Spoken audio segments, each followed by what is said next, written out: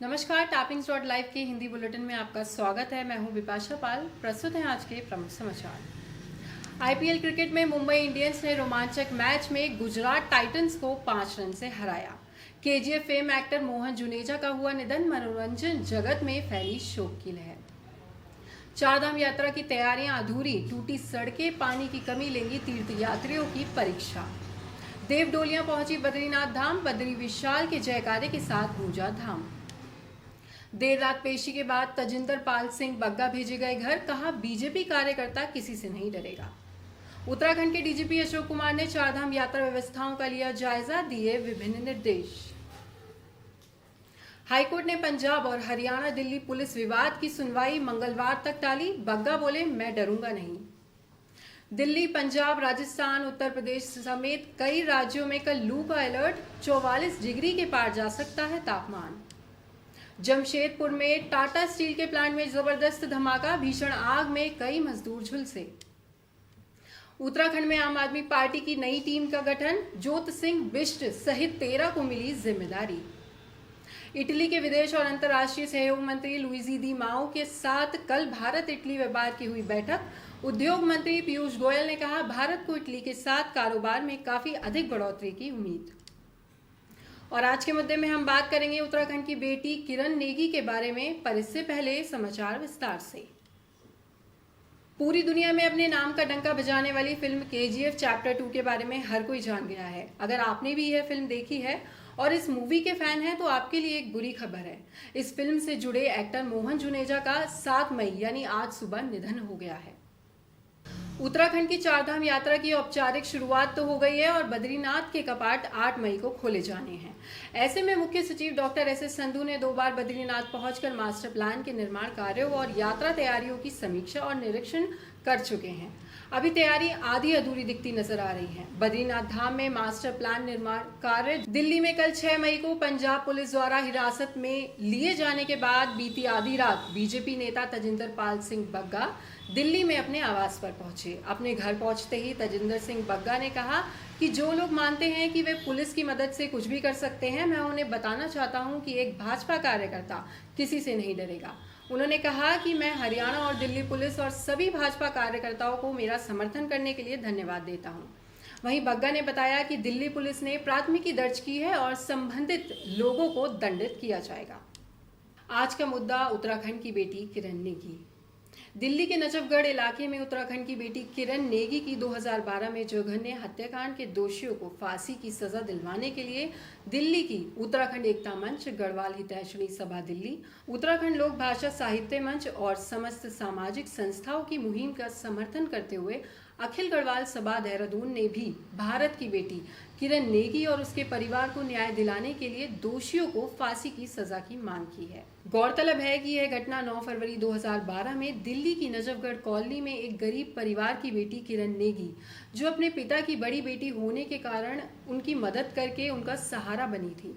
घटना के दिन जब वह पैदल ही अपनी सहेलियों के साथ घर वापस लौट रही थी तो कुछ असामाजिक तत्वों ने उसको उसी रास्ते में अगवा कर लिया और फिर उसका 3 दिन तक गैंगरेप किया। इस मामले को मीडिया में प्रचारित न होने के कारण इस केस में सुस्त रफ्तार से कार्रवाई होने पर किरण की परिवार और समाज के लोग अति आक्रोशित हैं। हालांकि बाद में हाईकोर्ट ने अपनी 2014 की सुनवाई में उन बलात्कारियों को फांसी की सजा सुनाई, पर मामला उच्चतम न्यायालय में जाने से लगभग 8 साल से उसका फैसला नहीं हो पा रहा है। विरोधी पक्ष हाईकोर्ट के फैसले को बदलने का दबाव डाल रहे हैं, जिससे इस पर rarest of the rarest case को कमजोर बनाया जा सके। दिल्ली हितैषणी गढ़वाल सभा और कुछ अन्य सामाजिक संस्थाएं किरण के परिवार को जल्द न्याय दिलाने के लिए वर्षों से प्रयासरत। आपको क्या लगता है, क्या हमें इसे साधारण अपराध मान लेना चाहिए या फिर हम आने वाली जनरेशन को कहें कि आप इसी तरीके से जीना सीखें? अपनी राय कमेंट बॉक्स में ज़रूर बताइएगा। आइए देखते हैं इस पर टैपिंग्स की रिपोर्ट क्या कहती है। मैं उत्तराखंड की राजधानी देहरादून में हूँ और आप मेरे पीछे देख रहे होंगे ये जो कैंडल्स जल रही हैं ये एक दुखद घटना को व्यक्त करती हैं। यहाँ पे अखिल गढ़वाल सभा के द्वारा ये जो कैंडल्स हैं वो जलाई गई हैं, कैंडल मार्च यहाँ पे निकाला गया। इस दुखद घटना को मैं थोड़ा सा आप लोगों के बीच में लेकर के आना चाहता हूँ। 9 फरवरी 2012 का दिन था और आप जैसे देख रहे होंगे कि यहाँ पे लिखा हुआ है कि उच्चतम न्यायालय से जन जन की पुकार। जो किरण नेगी, जो हमारी एक बहन थी 2012 में, जिसका हरियाणा के कुछ युवकों द्वारा दरिंदगी उनसे कर दी गई थी और उसके बाद उनकी हत्या कर दी गई थी। आप समझ सकते हैं 2012 की जो घटना है और अभी 10 साल गुजर चुके हैं इस घटना को। बड़ा ये दुखद घटना थी, लेकिन आज तक इसको न्याय नहीं मिल पाया है।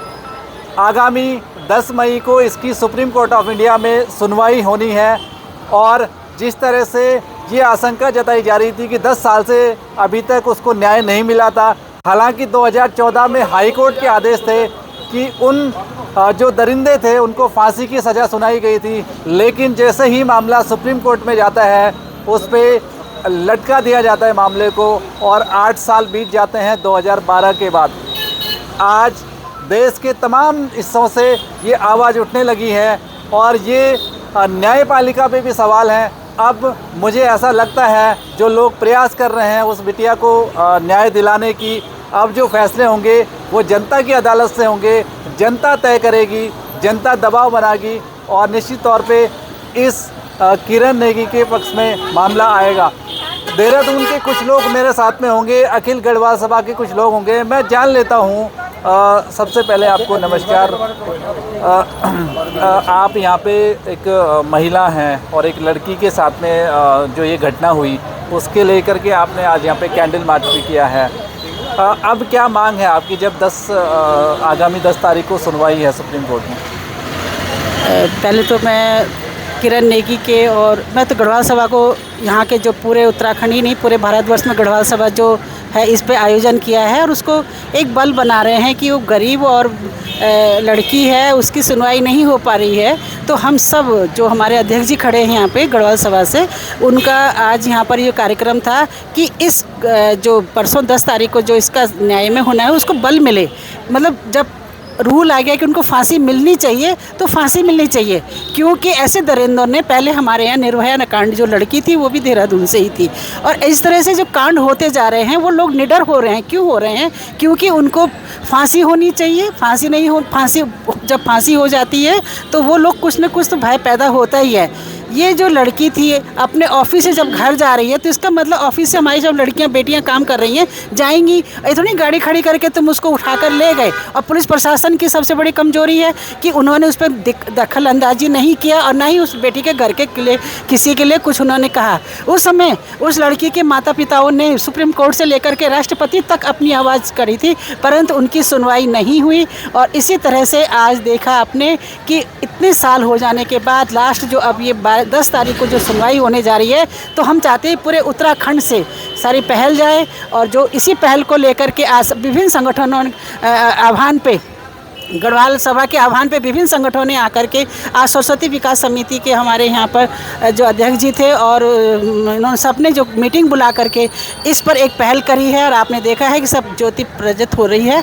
और ये ज्योति जो है प्रकाश सबकी उन लोगों की आंखें खोलेगा कि जो लोग अभी तक सो रहे हैं आज उस किरण की बारी है, कल कहीं दूसरी बेटी की बारी ना हो जाए। इसलिए हर अभिभावक को, माँ बाप को घर से बाहर आना होगा और किरण जैसे कांड को बचाना होगा। मैं इन शब्दों के साथ में बहुत आक्रोशित है। हम लोगों ने 2012 में बहुत किया था शहीद स्थल पर, परंतु आज दुखद है कि उसको न्याय नहीं मिला। मैं इतना ही कहूँगी, किरण तेरे हत्यारों को जरूर फांसी मिलेगी, फांसी मिलेगी, फांसी मिलेगी। जी बिल्कुल। किरण नेगी एक ऐसा नाम जो अभी उत्तराखंड के लिए फिर से दिलों में दर्द उत्पन्न कर रहा है। चाहे रामपुर तिराहा रहा हो, चाहे निर्भया रही हो, चाहे किरण नेगी हो, या वो सारे बच्चे, वो तमाम बच्चे जिन्हें आज तक न्याय नहीं मिला, उत्तराखंड केवल न्याय ढूंढता रह गया। कई लोगों की आंखें बुझ गईं, कई लोग दुनिया छोड़ चुके थे केवल इस बात को समझते हुए कि उन्हें शायद न्याय नहीं मिलेगा। एक और क्या इस कड़ी में नाम जुड़ जाएगा किरण नेगी का। आज अजबपुर के पास सरस्वती विहार में हम लोग आए हैं। गढ़वाल सभा का एक यहाँ पर एक कॉल दिया गया था, उस कॉल में बहुत से लोग आए थे, बहुत से लोगों ने अपनी व्यथा व्यक्त करी और मोमबत्तियों के प्रकाश से केवल ये जताया कि उनको अभी भी न्याय के ऊपर विश्वास है। क्या ये न्याय सुप्रीम कोर्ट इतने सालों के बाद मुहैया करवा पाएगा, ये एक छोटा सा सवाल है। क्या हाई कोर्ट ने जो फांसी की सज़ा उन दरिंदों को दी थी, जिन दरिंदों ने रेप के बाद मृत्यु की शैया तक हमारी बिटिया को पहुंचाया, क्या उन्हें अंततः न्याय मिलेगा? और अगर अंततः वो न्याय मिलता भी है तो कितने सालों तक किसी के माँ बापों को उस न्याय के लिए जूझना पड़ेगा? आज हम बात करते हैं अध्यक्ष साहब से।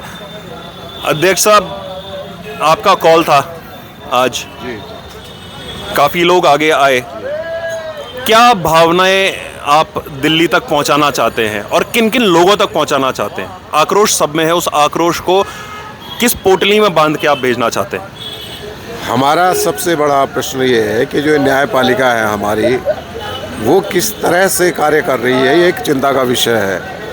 हाई कोर्ट डिसीजन देता है 2012 में कि इन दरिंदों को जिन्होंने किरण नेगी के साथ जघन्य अपराध किया है उनको फांसी की सज़ा दी जाए, किंतु उसके बाद जब एक मामला सुप्रीम कोर्ट में जाता है तो वहाँ इसे बदलने का पूरा प्रयास किया जाता है और इस सज़ा को, फांसी की सज़ा को जो है कन्वर्ट करके आजीवन कारावास की सज़ा बनाने का प्रयत्न ये लोग कर रहे हैं, जो कि सरासर एक बेईमानी है।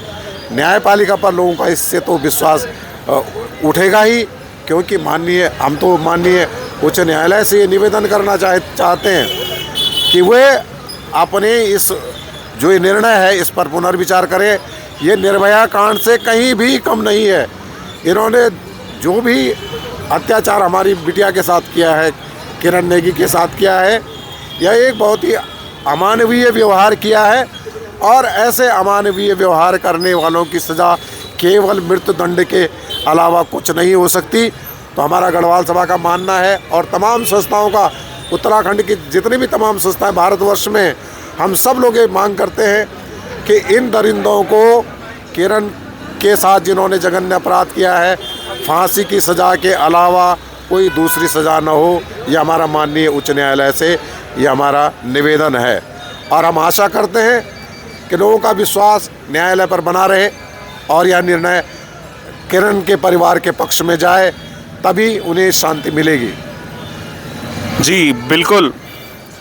कहा जाता है जब ब्रिटेन में वर्ल्ड वॉर 2 के दौरान लोगों ने अपने प्राइम मिनिस्टर से ये बात रखी सामने उसके पास जाके कि भाई लोगों के पास खाने के लिए नहीं है, हम शायद युद्ध हार रहे हैं, तो सबसे पहला सवाल उसका था, क्या कोर्ट चल रहे हैं? Are the courts running? इसका मतलब जब तक न्याय व्यवस्था सुचारू रूप से कार्य कर रही है तब तक आप युद्ध नहीं हारे हैं। लेकिन ये कौन सी न्याय प्रणाली है जिसमें हमारे घर के बच्चों के साथ या हमारे लोगों के साथ न्याय की जो गुहार है वो कई सालों तक चली जाती है? मैं फिर से रामपुर तिराहा की बात करूंगा क्योंकि मेरे साथ जितने लोग हैं यहाँ पर वो कहीं ना कहीं से उत्तराखंड आंदोलन से भी जुड़े हुए रहे हैं, उत्तराखंड आंदोलन में मशाल लेके चलने वाले लोग हैं। उस समय के न्याय की गुहार पे बार बार एक ना एक कड़ी जुड़ती जा रही है। ये कड़ियाँ और आगे ना जुड़ें, न्याय ज़बरदस्त और जल्दी तरीके से मिले, साथ ही इस तरह की घटनाओं के रोकथाम के लिए कड़ी से कड़ी सज़ाओं का बंदोबस्त किया जाए, उन लोगों के खिलाफ भी बंदोबस्त किया जाए या न्यायपालिका उनकी तरफ भी नज़र डाले जो इन लोगों का समर्थन करने के लिए कहीं से भी निकल आते हैं। इसी आशा के साथ मिलते हैं आपसे अगले एपिसोड में, तब तक के लिए जय हिंद।